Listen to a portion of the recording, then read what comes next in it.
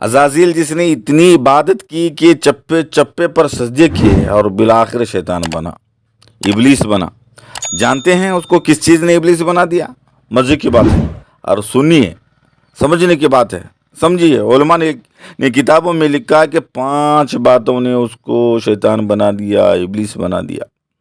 سب سے پہلی بات یہ ہے کہ گناہ تو کیا مگر گناہ کا اقرار نہ کیا، یہ شیطان کی نشانی ہے۔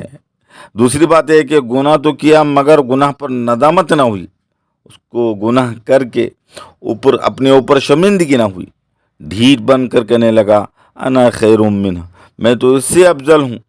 تیسری بات ہے کہ گناہ تو کیا مگر اپنے نفس کو بھی ملامت نہ کی، یعنی یہ بھی نہیں کہا کہ اپنے من میں ہی اپنے نفس کو کہہ دیتا کہ تو نے برا کیا۔ چوتھی بات یہ ہے کہ اپنے گناہ سے توبہ بھی نہ کی، کہ اگر گناہ کر بیٹھتا تو توبہ کر لیتا۔ اور 5ویں بات یہ ہے کہ اللہ تعالیٰ کی رحمت سے مایوس ہو گیا۔ ان 5 باتوں نے اس کو ابلیس، شیطان، مردود بنا دیا۔ اس کے بالمقابل حضرت آدم علیہ السلام کو دیکھیے، ان کے اندر 5 عادتیں، 5 خصلتیں موجود تھی۔ پہلی عادت کہ انہوں نے فوراً اپنی غلطی کا اعتراف کر لیا، ربنا ظلمنا انفسنا کہا۔ دوسری بات ہے کہ غلطی کا اقرار کر لینے کے بعد اپنی غلطی پر بہت نادم ہوئے کہ مجھ سے کوتاہی ہوئی، بھول ہو گئی۔